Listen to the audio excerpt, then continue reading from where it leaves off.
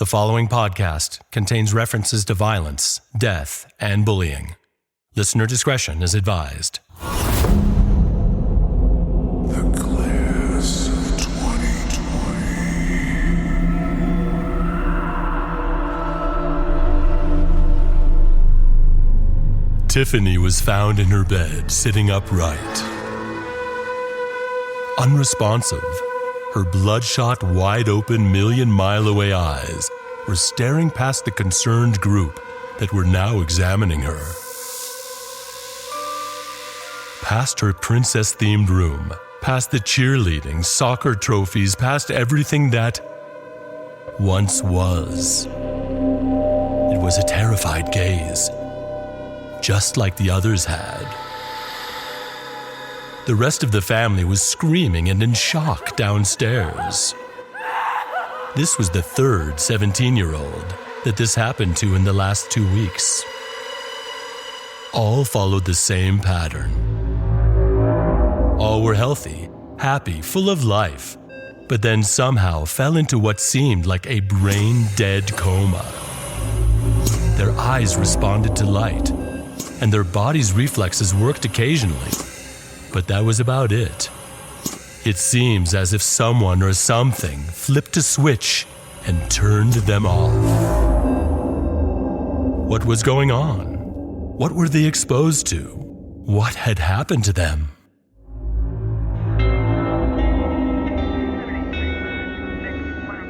He was sent to find out. Dr. Stan Ross, a 57-year-old CDC epidemiologist, a man with far too many wrinkles on his face for his age, wearing rumpled up, put into a ball right out of the dryer clothes, and donning thick wire-rimmed glasses. He stood lankily on his 6'4" frame, scratching his sandy blonde-haired head in the middle of the pink bedroom, taking it all in. When local authorities can't figure out problems, he gets the call. But this time, he sure wished he had someone to call on to figure this one out.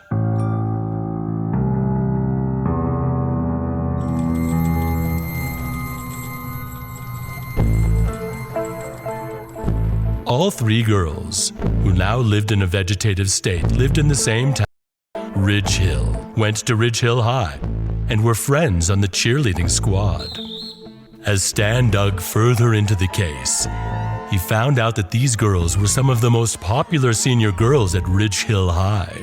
They were beautiful, smart, and came from the town's wealthiest families, wore only the best clothes, drove the best cars, and set the style other kids could only hope to obtain.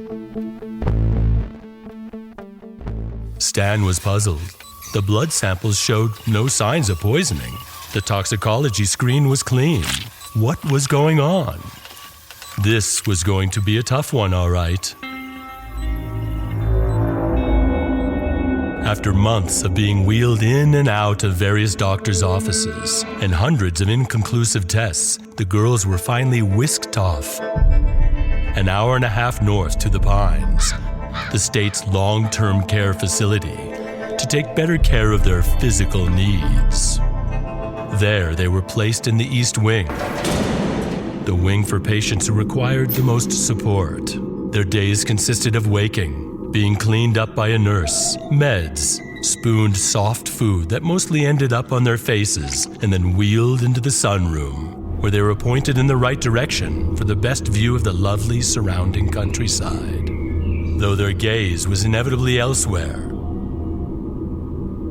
Then lunch, same soft food, physical therapy, dinner, and bed.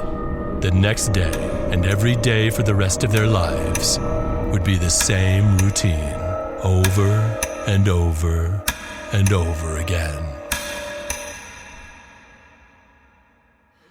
When their families visited, they would bring pieces of the girls' past, a varsity jacket, a guitar, anything they hoped would trigger something inside and bring their daughter, sister, back from their vegetative state. Those family visits seemed to grow longer apart and last less and less as time went on. We'll visit soon. Love ya. The girls would become women, then old ladies, and after a lifetime in the pines, die of old age when their bodies finally gave in to death's will, long, long after their brains had died.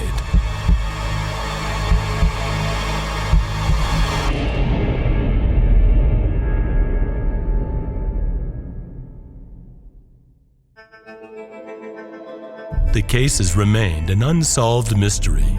Life slowly returned to somewhat normal in Ridge Hill.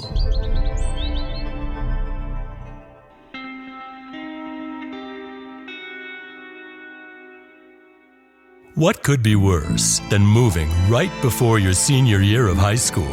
How about moving every 1 to 2 years? That was the pattern that Pam, an overweight, pimple-faced 17-year-old recluse, had lived in over the last 12 years. Her father was a top executive at Terra Bank, a giant world banking conglomerate that kept her family on the move. Her mother divorced her father years before, saying his work mattered more to him than his family.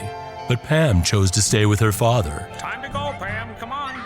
As her mom was bound to fits of depression and rage that was not equaled, and some say not human. At any rate, Pam did not want to be left with Mom. Yes, Pam's mom did have, shall we say, anger issues. When she freaked out, it felt like a physical pain she was inflicting on you. Things seemed to move, and time stopped. She could rip your soul out. It was an otherworldly power. As a result of her constant upheavals, Pam learned to keep to herself and not make friendships that would inevitably end as soon as they started. Her friend, her whole world, was her phone, where she watched other people's lives from afar, hiding under her avatar of smiley face number 1, always wishing she could be more like the people she stalked or followed. Her existence at Ridge Hill High was pretty much the same as every other place she had lived, alone, yet surrounded by people. When Pam moved to Ridge Hill, though, she did find someone who was sort of on the same lonesome wavelength and who lived right next door. Livia. Livia was the same age and had similar interests like sleeping all day and listening to the Undug, a goth kinda downer band that only true fans could really relate to. One of the things Livia had going for her was that she was a cousin to Emma, one of the most popular girls in school. Livia smiled and was a little nervous when her phone lit up, telling her that she was invited to one of the coolest parties of the year, Emma's 18th. Yup, Emma, Livia's cousin, and RHS's buxom blonde cheerleading captain, was planning a party, a really fun blowout with a band, catered food from Napoli's, with all her friends. It was going to be her 18th birthday on May 21st. She set to work, creating an invitation list. Everyone who was cool and even some fringe types were to be invited. It's going to be epic. Pam, you have to go with me. Livia pleaded with Pam. I really don't have anyone else to go with. Plus, maybe you'll meet some new people and have some fun. Emma always throws a good party, and the fact that this one will be her 18th should make it epic. You're going. Pam reluctantly agreed, more to support Livia than anything else. They hugged.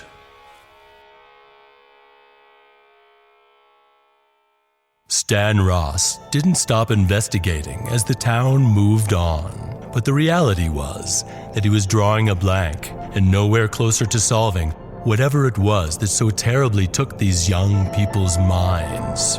He consulted with everyone he knew that could be of help, professionals and non-professionals, but everyone he threw the problem at came up empty. Under the electron microscope, he and his colleagues could identify from the girl's blood samples what looked like a virus, but none that he or anybody else had ever seen. Was this virus responsible for what happened to the girls? Their awful vegetative state? He wondered. The unidentified virus was labeled SF-2020. Through the powerful lens, the strain looked like millions of smiley faces strung together in a chain, and it was first discovered in 2020, hence SF-2020.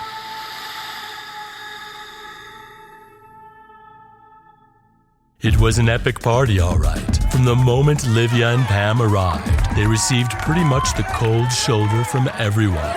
Being the outcasts they were, Emma probably only invited Livia to her party because her mom was not going to let her throw a party at all unless her cousin was invited. But it all came to a head when the girls went to say hello to the birthday girl, Emma. Emma was having a wild time with her friends as a newly minted 18-year-old. Livia, who is this oversized, large person you're with? Emma said, glaring at Pam. Oh my, what a cow. With that, she took a slice of pizza off the enormous catered table offered to her partygoers and jammed it into Pam's mouth and then pushed her into the pool. There she blows, you big fat whale. Whale, whale, whale. The whole party joined in. It seemed everyone was chanting, screaming, laughing at her. Pam climbed out of the pool to a hail of icy jabs and laughter and ran into the night, crying.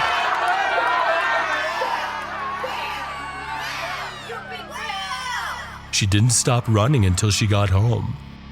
The embarrassment was complete and devastating.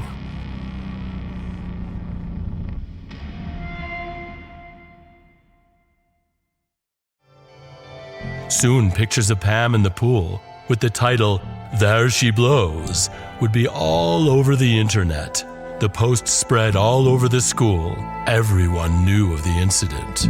I'm so sorry. I will get Emma to apologize. She was just a rude, entitled idiot. Livia said. No. Pam stopped her. Don't worry about it. I can take the pain.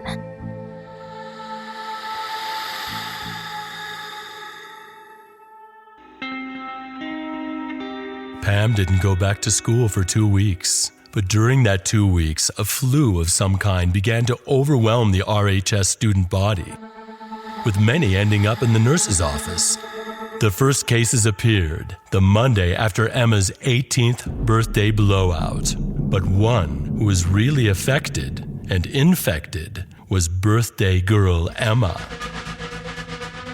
Emma was found by her mom, tears pouring out of her eyes, sitting up in her bed, trying to speak. Her hands all twisted up like a very old person with terrible arthritis. Emma, what's wrong with you? Her mom asked. Her mouth seemed sewn shut, and she could only moan. And then her eyes fell into that terrified gaze that would never focus on anything again. Emma, talk to me. Speak, please. One of her hands held a phone. The other, a hastily written note. "It's online." Smiley face number 1, with the pen sliding off the page. Stan pondered the scene, the note, the phone, the body, and began to wonder. They all had a phone near them when they were found. It's online. What the hell does that mean? Actually, the school nurse, Miss Shine, was the first to have the theory. Was it the kids' phones that were making them sick? The plastic? The battery? Remember, phone batteries can be harmful. All the kids that came into her office complained about feeling sick after being on their phones, and oddly enough, felt better when they put them down for at least an hour. She shared this theory with Stan. Maybe, Stan thought, but he never heard of such a thing, and it seems odd to only be happening in this town. After all, there are plenty of other people with the same phones in other towns that were not getting sick. He proposed an experiment anyway. Virtual distancing.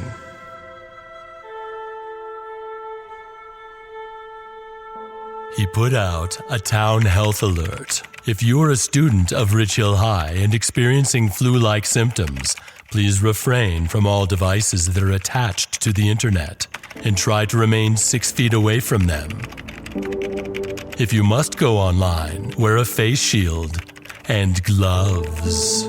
Most people laughed at or dismissed this alert outright, but for some who had more severe symptoms and were looking for any kind of relief, tried it and strangely began to feel better. Soon, others followed. Virtual distancing became a thing in Ridge Hill. Signs went up. People left their devices outside of restaurants, stores. In fact, it became more and more rare to see what some described as the phone coma. You know, where a person is just staring motionless into their device, oblivious to what is going on around them. People discovered social engagement. They talked person to person, looked each other in the eye. For most students, this was a big adjustment. Of course, it didn't last. People slowly stopped virtual distancing as the flu, or whatever it was, receded into the past. The feds, the state, Stan Ross, and the people of Ridge Hill never figured out what happened to the girls, what caused the outbreak.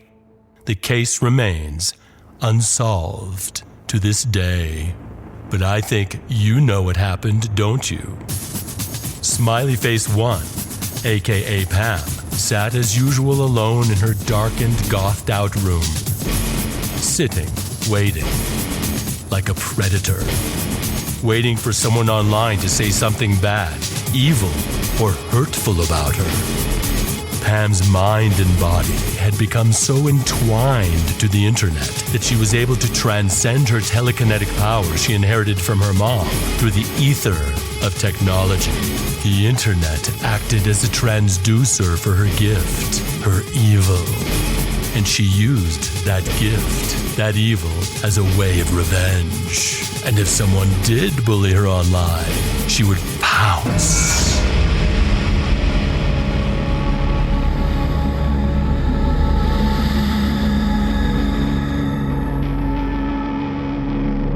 Leaving the bully in a coma and headed for the pines.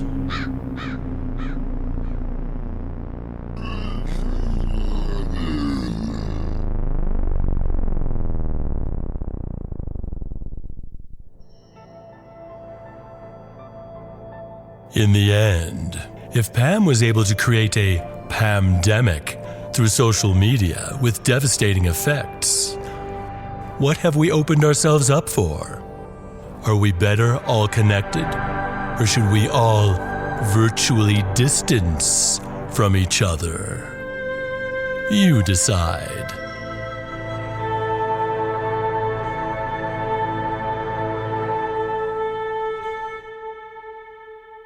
And for all you bullies out there, just keep on bullying. There's plenty of room at the Pines.